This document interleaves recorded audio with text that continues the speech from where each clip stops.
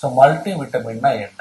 Multi விட்டமின்னா ஒன்றும் இல்லை, vitamins எல்லாம் சேர்ந்த ஒரு மினரல்ஸும் சேர்ந்த ஒரு மாத்திரை.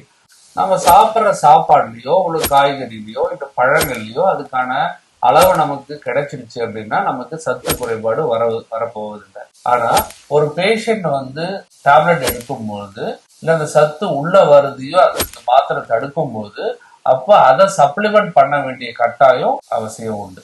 நான் ஒல்லியா இருக்கிறேன், என்னுடைய உடல் பருமன் ஏத்தணுன்றதுக்காக, என்னுடைய பசியை கூட்டணுன்றதுக்காக போய் கடையில போய் ஓவர் த கவுண்டர்ல ஒரு மல்டி விட்டமின் டேப்லெட் பயன்படுத்துவது பலன் அளிக்காது.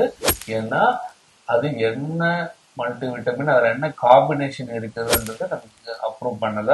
சில மருந்துகளை கண்டென்ட் என்ன இருக்குன்னு அந்த அட்டையிலே கூட இருக்காது. அந்த மெடிசின்ஸும் நம்ம எதுவும் எதுவும் அப்ரூவ் பண்ணல. மருத்துவர்களை கேட்டு எந்த மல்டி விட்டமின் போடணும்னு தெரிஞ்சு போட்டா அது ரொம்ப ரொம்ப நல்லது.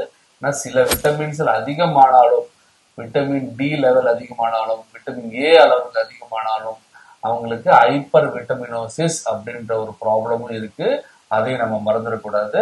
ஸோ விட்டமின் நல்லதும் கூட, அதிகமா எடுக்கும் போது அது தீங்கும் விளைவிக்கும் என்பதை நம்ம மறந்துடக்கூடாது.